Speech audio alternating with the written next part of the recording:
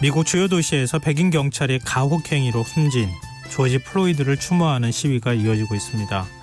미국 내 인종차별은 오랜 시간 계속되어 온 뿌리 깊은 문제인데요. 여기에 코로나19로 경제적 불평등까지 더해지면서 인종차별 반대 시위는 점차 커지는 분위기입니다. 문제는 분열을 통합해야 할 트럼프 대통령이 오히려 분열을 조장하는 듯한 모습을 보이고 있다는 건데요. 세계의 이면, 오늘은 미국의 인종차별 반대 시위와 그 이면에 있는 정치적 움직임까지 살펴보도록 하겠습니다. 외신캐스터 전주현 씨 나와 계십니다. 안녕하세요. 네, 안녕하세요. 네. 지난 한 주 동안 계속 플로이드 네. 이런 얘기만 했던 것 같은데요. 그렇죠. 그래도 조지 플로이드 사건이 어떤 것이었는지 네. 간략하게 설명을 좀 해주시죠. 그러니까 지난달 25일에 미국 미네소타주에 있는 최대 도시 미네아폴리스에서 한 흑인 남성이 $20짜리 위조 지폐로 담배를 사고 있다. 이렇게 한 식료품점 직원이 경찰에 신고를 했습니다. 네. 그래서 경찰들이 4명이 출동을 한 거예요. 그래서 흑인 남성 조지 플로이드를 그 자리에서 체포를 했는데 그 백인 경찰 데릭 쇼빈이라는 경찰이 등 뒤로 수갑이 채워진 이 조지 플로이드 씨의 목을 무릎으로 누르면서 제압하는 일이 있었습니다. 그래서 이 남성이 숨을 쉴 수 없다 이렇게 얘기를 했지만 제압을 멈추지 않았고요. 결국 이 플로이드 씨가 사망하는 사건이 발생을 했습니다.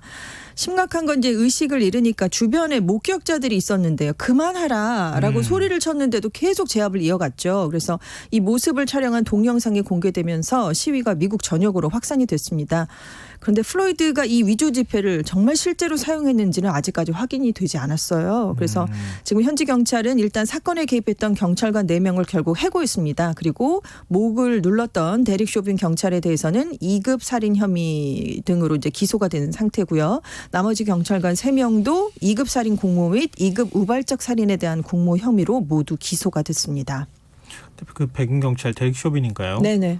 원래 인종차별적인 사고를 갖고 있었던 사람이다 뭐 이런 보도도 네. 나오기도 하고 좀 우리나라 상황에서 생각해봐도 이해가 안 되는데 전혀 이해가 안 되죠. 그냥 신고받았다고 와가지고 수갑 채우고 네. 수갑 채우면 됐지. 그러니까요. 네. 눕게 한 다음에 목으로. 목을 이렇게 누르고 네. 그만하라고 하는데 왜 한데도 계속 그러고 계속 있었는지. 누르고. 8분이 넘는다는 거 아닙니까? 8분 46초입니다. 이해가 좀 안 되는데요. 지금 시위 초기에는 좀 약탈이나 이런 게 네. 좀 폭력 시위 양상으로 네네. 갔던 측면이 있거든요. 근데 그것도 그렇습니다. 사실은 일반적으로 평화 시위를 하시는 분들하고 네. 또 밤이나 이렇게 약탈하는 사람들하고는 조금 분리가 돼 있었다면서요. 많이 구분이 됐었죠. 네. 네. 이제 사망한 다음 날이 5월 26일이었는데 그때부터 이제 시위가 시작이 됐는데 약탈 방화를 동반한 폭력 시위가 초반 엿새 동안 좀 많이 이어진 경향이 있었습니다. 그래서 40개 도시가 통행 금지령까지 내렸는데요. 그렇게 많은 지방 행정 당국이 동시에 통금령을 내린 게 1968년에 마틴 루터 킹 목사가 암살된 사건 이후에 처음이었습니다. 그러니까 굉장히 거센 그런 사건이었고요. 네. 그러다가 시위 9일째를 맞은 6월 3일쯤부터 이제 폭력 약탈 행위가 좀 진정세를 보이기 시작했어요. 왜냐하면 주 방위군들이 투입이 됐었고요. 그리고 경찰관 4명이 다 형사 기소되면서 사태가 진정되는 데 영향을 미쳤습니다. 6일에 이제 시위가 12일째로 접어들었는데 미국 50개 주 전체 650곳이 넘는 도시에서 시위가 열렸어요. 그래서 미국 역사상 가장 많은 지역에서 시위가 벌어진 것으로 기록이 됐습니다. 지금 시위에서 폭력이 사라지면서 오히려 집회 규모는 더 커지는 양상을 보이고 있고요. 이제 평화 시위가 이어지니까 야간 통금령이 이제 잇따라 해제가 되고 있고 트럼프 대통령도 7일에 주 방위군을 워싱턴 DC에서 철수하라는 지시를 내리기도 했습니다. 4일에 미네아폴리스, 그러니까 숨진 곳이죠. 그곳에서 처음으로 추도식이 열렸고 6일에는 태어난 곳이 노스캐롤라이나주입니다. 여기서 추도식이 잇따라 열렸고요.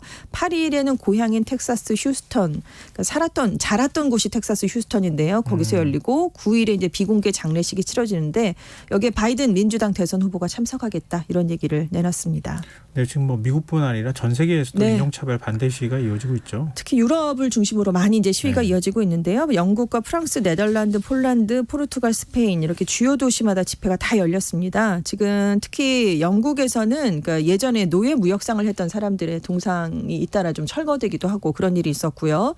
캐나다에서는 5일에 트루도 총리가 시위 현장에 예고 없이 등장을 했습니다. 그래서 인종차별에 항의하는 제스처죠. 한쪽 무릎 꿇는 그런 행동을 하면서 이제 시위에 동참을 했고 6일에는 우리나라에서도 100여 명의 참가자가 지금 명동에서 청계천 한빛광장까지 침묵 행진을 벌인 일도 있었습니다. 지금 이렇게 무릎을 꿇는 네. 이 퍼포먼스라고 해야 되나 시위 네. 네. 이거는 좀 뿌리가 있는 거죠? 그렇습니다. 몇 년 된 얘기죠? 2016년에 미국 프로프볼 선수 콜린 캐퍼닉이라는 선수가 흑인들에 대한 경찰의 과잉 진압을 항의하기 위해서 경기가 시작되기 전에 국가를 제창하잖아요. 다른 선수들이 다 국가 제창을 할 때 그것을 거부하고 대신 무릎을 꿇는 방식으로 시위를 했습니다. 그러니까 그때 그 즈음에 경찰 총격으로 흑인들이 잇따라 사망을 했었거든요. 여기에 대한 항의 표시였는데 이후에 이제 확산이 된 건 트럼프 대통령이 그 당장 NFL에서 쫓아내라. 네, 그 네. 국가를 모독하는 행위다 이렇게 얘기를 했었죠. 그리고 그렇지만 다른 선수들이 대거 이 무릎 꿇기에 동참을 했었고 특히나 나이키사가 2018년 캠페인에서 이 캐퍼닉을 광고 모델로 발탁을 맞아요. 했습니다. 그래서 찬반 양론이 거세게 일었는데 결국 대부분의 소비자들은 캐퍼닉의 손을 들어줬어요. 그래서 이후에 이 무릎 꿇는 행동이 인종차별에 항의하는 상징으로 자리를 잡게 됐습니다. 이번에 경찰, 군인, 네. 이 무릎 꿇기, 그렇죠. 예, 이걸 하는 모습을 보면서 네. 되게 뭉클하다고 그렇죠. 하시는 분들도 꽤 많이 감동적인 장면이었어요. 있었어요. 근데 왜 그 흑인을 네. 백인 경찰들이 그런 방식으로 진압할 수밖에 없었는가? 네.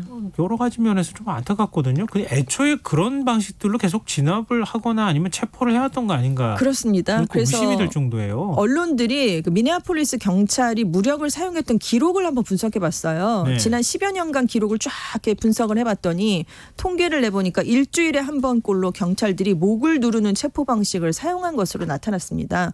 근데 경찰이 무력으로 진압한 용의자의 58%가 흑인이었고요. 경찰이 총구를 겨눴던 사람의 68%, 목조르기 제압의 66%, 경찰견 공격의 61%가 흑인이 대상이었던 것으로 밝혀졌어요. 근데 미네아폴리스에서 흑인의 인구가 차지하는 비율이 19%밖에 안 된답니다. 근데 대부분 지금 무력 진압, 강압 진압의 대상이 되고 있는 흑인들의 비율은 60% 정도를 넘고 있는 거잖아요. 예. 사건이 발생하니까 미네아폴리스 경찰은 한 경찰의 뭐 일탈적인 개인적인 강압 체포였다 이렇게 해명을 내놨는데 사실 이 기록들을 쭉 살펴보니까 그건 아니었다는 게 아니었다. 밝혀졌습니다. 일상적으로 하는 체포 행위 중에 하나였고 네. 특히 흑인을 상대로 할 때 체포할 네. 때 이런 방식으로 했던 거였었다. 그렇습니다. 네. 이 공무원 면책 조항이라는 게 논란이 네. 되더라고요. 그러니까 총기 소유가 허용되고 있잖아요. 예. 그리고 적은 수의 공권력이 굉장히 큰 국토를 담당하게 되니까 지금 이런 것들을 고려해서 워낙 그러니까 예전에 이 법이 만들어졌을 때 취지는 그렇지 않았는데 이게 점차 변질이 되면서 유색인종을 탄압하는 수단으로 변질됐다 이런 지적이 나오고 있어요. 그러니까 워낙에 미국 연방대법원이 1967년에 선의로 법을 위반한 공무원은 면책을 받을 권리가 있다 이러면서 이제 마련한 법이었거든요. 그러니까 공무 중에 이제 한 행위랑 관련돼서 기소되지 않을 권리가 있다. 뭐 이렇게 이제 네. 얘기를 한 건데, 근데 지금 2015년 이후에 경찰의 총격으로 숨진 사람을 인구 100만 명당 비율로만 따져보면 흑인이 30명입니다. 근데 백인은 12명이거든요. 2배로 훨씬 넘는 수치가 나오고 있고, 근데 이제 기소된 경찰관 중에 유죄를 선고받은 사람은 33%였고요. 36%만 이 중에서 실형을 살았습니다. 일반인하고 비교를 해보면 같은 기간에 이 유죄와 실형 선고 비율의 절반에 불과한 그런 일이 발생을 했어요. 그리고 이제 아까 흑인을 이제 탄압하는 수단으로 변질됐다라고 말씀을 드렸는데 지금 미국에서 20대 흑인 남성의 사망 원인 2위가 경찰의 무력 사용인 것으로 조사가 됐습니다. 1위는 암인데 2위가 경찰의 무력 진압 사용이에요. 상당히 심각한 문제네요. 굉장하죠. 그리고 경찰 무력에 의한 흑인 남성의 사망률이 백인 남성보다 2.5배가 높습니다. 이게 이제 흑인 범죄율이 높기 때문이다. 뭐 이런 식의 이제 네. 그 항변이 있기도 하던데. 네. 꼭 그래서만은 그런 건 아닌 것 같고. 그렇습니다. 그러니까. 형사처벌을 받는 사례가 극히 드물어요. 경찰들이 비무장 흑인을 공격해도 처음부터 아예 기소가 되지 않는 경우도 굉장히 많습니다. 근데 재판 과정에서도 그렇게 공정하지 않게 진행되는 경우가 많다고요? 이런 지적이 굉장히 많이 나오는데요. 상당수 경관들이 이렇게 무죄로 많이 풀려나고 이제 굉장히 경미한 처벌을 받는 이유 중에 하나로 지적이 되는 게 예. 배심원단 전원 아니면 대다수가 백인인 상황에서 재판을 받는 경우가 많다고 합니다. 그러니까 결과적으로 흑인에게 유리한 판결이 내려지긴 어렵고 백인에게 유리한 판결이 내려진다는 거죠. 그러니까 이번에도 무력 제압한 데릭 쇼빈 경관이 19년간 경찰로 근무를 했는데 이번 사건 외에도 최소 2번 정도 용의자를 총으로 쏜 적이 있고 그중에 한 명이 숨졌습니다. 근태불량, 과도한 공권력 행사 이렇게 총 17차례 고소 고발을 당했는데 한 번만 견책을 받았고 징계를 받은 적이 전혀 없었던 거로 조사가 됐어요. 그래서 이것도 좀 문제가 있다 이런 얘기가 나오고 있습니다. 내부 견제 장치가 전혀 작동하지 않았다. 그렇습니다. 근데 미국 내에서 사실은 이런 그러니까 흑인이 총에 맞아 숨지는 사건이나 이런 체포 과정에서 벌어지는 여러 가지 이제 논란이 많잖아요. 그렇습니다. 그동안에도 굉장히 많았는데 주기적으로 굉장히 자주 반복되고 있어요. 근데 이번 플로이드 사건이 이렇게 커지게 된 배경이 또 있을 것 같은데요. 그러니까 일단 제도적으로 인종차별이 교묘하게 진화해 왔다 이런 지적이 나오고 있는데요. 그러니까 단순히 치안의 실패뿐만이 아니라 경제정책의 실패를 보여준다는 겁니다. 왜냐하면 백인과 흑인의 광범위한 소득 불평등이 가장 큰 문제로 꼽히고 있는데요. 지금 미네아폴리스에서 숨졌잖아요. 플로이드 씨가. 흑인 가구의 중위소득이 우리 돈으로 4,600만 원입니다. 근데 백인 가구랑 비교를 해보면 1억 230만 원이거든요. 반도 안 되는 거예요. 반도 안 돼요. 그래서 이 미네아폴리스는 미국 주요 도시 중에 흑백 간의 소득 격차가 가장 큰 곳으로 지금 꼽히고 있습니다. 미국 전체적으로 확대를 해보면 백인 가구 순 자산의 중간값이 17만 1,000달러인데 흑인 가구가 17,600달러예요. 10분의 1도 안 됩니다. 더 확대를 해보면 흑인의 대학 졸업 비율이 백인의 절반 수준이고요. 흑인 남성은 백인 남성보다 평균 27% 정도 임금이 적습니다. 자산 격차가 갈수록 커질 수밖에 없는 그런 상황이죠. 그리고 지금 거주지가 아예 흑인 같은 소수인종과 백인 중산층의 거주지가 공간적으로 분리가 되는데 문제는 이렇게 소수인종들이 거주하는 곳에 유해 폐기물 매립장이 설립되는 경우가 굉장히 많은 것으로 조사가 돼서 건강권에도 지금 침해를 받고 있는 것으로 조사가 됐어요. 그래서 1960년대에도 흑인 인권운동이 시작이 됐었잖아요. 그때는 흑백 차별이라는 그런 근본적 문제에 집중돼서 비롯됐다면 이번 갈등은 경제적 차별에서 시작됐다 이런 분석이 나오고 있습니다. 자유시장이라고 하는 그 어떤 가치만 중시하다 보니까 이런 식으로 양극화가 심화되고 인종차별이 벌어지고 그것도 피부색에 따라서 이렇게 경제적인 차이도 벌어지게 되는 건데 그걸 국가가 전혀 보증해 주거나 하는 역할들을 안 해왔기 때문에 벌어진 일이 아닐까 싶은데요. 이번에는 또 특히 코로나19 사태가 또 겹친 거잖아요. 그렇습니다. 미국 흑인들의 코로나19 감염률이 백인에 비해서 3배가 높아요. 왜냐하면 직접 손님을 맞으면서 적은 임금을 받는 직종에 흑인들이 좀 많이 종사하는 경향이 있기 때문입니다. 미국에서 흑인이 10만 명당 54.6명이 사망을 했거든요. 코로나19로 백인은 22.7명입니다. 왜 그러냐면 흑인들이 지병이 있는 경우가 많아요. 근데 경제적인 어려움이 있기 때문에 초기 검사와 치료, 진단 같은 걸 제대로 받지 못하고 있기 때문입니다. 그리고 코로나 사태 이후에 일자리를 잃은 흑인 응답자가 24%로 나타났는데 백인 응답자는 11%인 것으로 조사가 됐어요. 그러니까 코로나19로 또 한 번 이 유색 인종들이 더 한 번 타격을 경제적으로 입게 됐습니다. 이게 만약에 우리나라였다면이라는 생각을 자꾸 하게 돼요. 비교하면서 우리나라 같으면 이게 용납이 됐겠습니까? 도저히 용납이 안 됐을 텐데요. 근데 지금 이렇게 인종차별 반대 시위가 커질 만한 이유가 또 다른 게 있을 수 있나요? 그렇습니다. 지금 뭐 사법제도도 문제가 있다는 게 있는데요. 흑인들의 경우 불심 검문을 훨씬 더 자주 받는다. 이런 얘기는 예전부터 있었죠. 그래서 사회적 거리두기가 이번에 또 특히 이제 실시가 적극적으로 됐잖아요. 근데 위반으로 체포된 인원 40명 중에 87.5%가 흑인들인 것으로 조사가 됐습니다.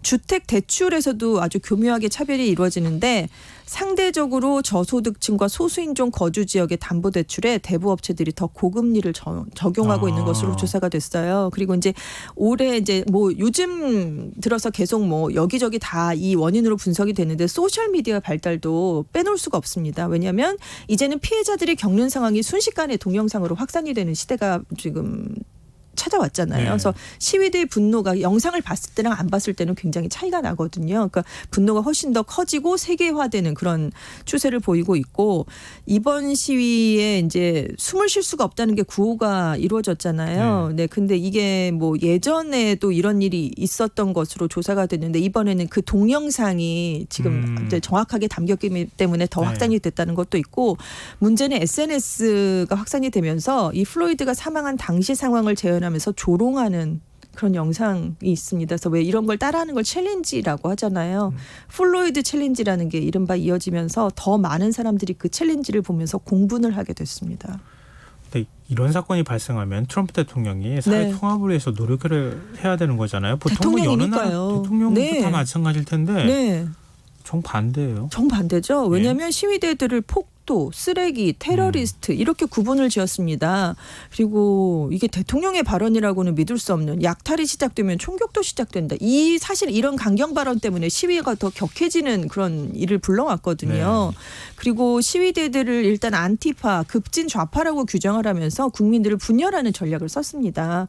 그리고 이제 LA 폭동 이후에 28년 만에 주지사의 요청이 없어도 군대를 동원할 수 있는 폭동 진압법을 발동할 것을 검토하다 이런 얘기까지 맞아요. 했었죠.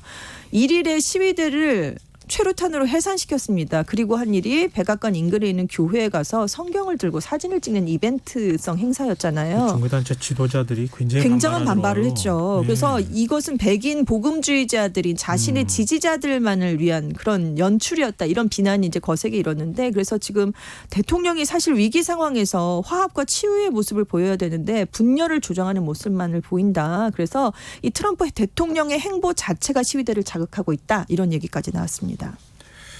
근데 그 사실은 우리가 외신을 통해서 특히 이제 그 뭐랄까요?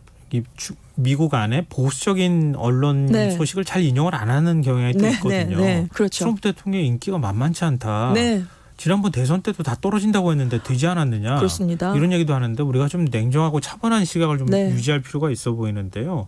미국 대선에는 과연 이번 사건이 어느 정도 영향을 미칠까요? 지금 플로이드 씨가 사망한 이후에 최근 열흘 동안 대선 접전지 8개 주에서 설문조사를 해봤는데요. 네. 그중에 5곳에서 바이든 후보가 승리하는 것으로 나타났고 한 곳에서는 동률, 한 곳에서는 1%포인트 차로 따라 붙었습니다. 한 7군데에서 거의 뭐 지금 우세하거나 뭐 따라 붙었거나 이런 걸로 나타났고요. 전국 지지율에서도 7.1%포인트 앞섰는데 지금 5월에 했던 조사에서는 5.6%포인트 차였거든요. 격차가 더 벌어진 것으로 나타났어요. 근데 지금 바이든 후보의 부통령 후보로 여성을 지명하겠다라고 얘기를 했었잖아요. 네. 근데 그동안은 클로버샤라고 미네소타주의 검찰을 지냈던 그 후보가 지금 굉장히 앞서고 있다 이런 보도가 나오는데 백인 여성입니다. 근데 이번 시위로 흑인 여성 후보가 돼야 된다는 목소리가 지금 굉장히 많이 좀 높아지고 있어요. 네. 그래서 카멀라 해리스 상원 의원이 지금 1순위로 꼽히고 있습니다. 그럼 전체 대선판도 지금 흔들어 놨다 이렇게 볼 그렇습니다. 수는 있겠군요. 근데 우리 한국 입장에서는 네. 1992년 LA 폭동이 이번이라고 자꾸 겹쳐가지고 그렇죠. 생생하게 기억하는 한인 분들이 피해가 많으시니까. 또 커지지 않을까 네네. 걱정을 하는 목소리가 있었거든요. 그렇습니다. 그 LA 폭동이 6일간 지속됐는데 굉장히 많은 피해를 한인들에게 특히 집중적으로 입혔죠. LA 지역에만 한정이 됐는데 이번 시위는 지금 13일째 7일로 13일째 이어지고 있습니다. 그래도 이번에도 역시 한인들이 피해를 피해갈 수는 없었어요. 왜냐하면 이제 상점들이 약탈을 많이 당했는데 뭐 그렇지만 예전과 다르게 한인만 집중적으로 대상이 된 건 아니고 모두가 약탈을 당하는 가운데 우리 한인 상점들도 피해를 많이 입었습니다. 근데 한인들이 이번에는 취지 자체에 공감을 하거나 적극적으로 시위에 참여하는 그런 모습을 보이면서 예전과 달라지는 모습을 보였어요. 그리고 캘리포니아 주 방위군이 LA 폭동 사태를 떠올리면서 일찌감치 주 방위군을 한인타운에 지금 주둔을 시켰습니다. 네. 사태가 진정될 때까지 철수하지 않겠다라고 하면서 물론 피해가 있긴 하지만 LA 폭동과는 조금 다른 모습을 보이고 있고요. 그때 이후에 한인들이 많이 좀 자세를 바꿨습니다. 홈리스 흑인이나 히스패닉계를 돕는 사회적인 활동을 많이 했거든요. 사회적인 위상도 많이 달라져서 이번에는 지난번 때처럼 집중 공격의 대상이 되진 않았다. 이런 평가가 나오고 있습니다. 네, 92년 LA 폭동 때는 한인을 하나도 보호 안 해줬다 그러잖아요. 그럼요. 이번에는 바로 군 주둔시켜가지고 네, 그렇습니다. 했는데 네. LA는 그렇게 했는데 다른 지역은 다른 또, 지역이 필라델피아 같은 데서 굉장히 많은 거기서 피해를 조금 보셨죠. 피해가 좀 네, 커졌던 것 그렇습니다. 같아요. 근데 뭐 인종주의를 뿌리 뽑자라고 하는 얘기는 굳이 우리가 이렇게 얘기하지 않아도 다 네. 전 세계가 지금 공감하는 거 아닙니까? 그렇습니다. 특히 유럽에서는 이제 문화 저변화 관련이 인종주의를 아예 뿌리 뽑자라고 해서 예전에 뭐 식민지를 건설했던 사람들의 동상을 철거한다든가 이런 얘기가 나오고 있고요. FIFA에서도 왜 선수들이 정치적인 성향을 네. 얘기하면 징계를 하잖아요. 근데 이번에는 선수들이 이런 얘기를 해도 워낙 유럽 축구계에 인종차별이 만연해 있었기 때문에 이번에는 징계를 하지 말자 이런 얘기도 나오고 있습니다. 우리 이동국 선수도 뭐 이렇게 같이 퍼포먼스. 예전에 차별을 당했었다고 하니까요. 그래서 네, 무릎 맞습니다. 꿇는 퍼포먼스를 하기도 했었죠. 일단 흑인만의 문제가 아니라 우리 아닙니다. 한국인에도 해당이 되는 문제라고 생각하시면 또 전 세계인의 어떨까 싶습니다. 문제고요. 네. 청취자 2244님께서 명확 정연한 수사로 차분히 설명해 주시는 외신 캐스터님 나오는 시간이군요. 어렵게 느껴지는 세계 뉴스도 듣다 보면 쏙쏙 이해됩니다. 이런 문자 아유, 주셨습니다. 감사합니다. 네, 지금까지 세계이면 외신 캐스터 전주현 씨였습니다. 고맙습니다. 네, 감사합니다. 오늘 모바일 상품권 당첨자는 홈페이지 공지사항에서 확인하실 수 있습니다. 편안한 밤 되시고요. 전 내일 다시 찾아뵙겠습니다. 고맙습니다.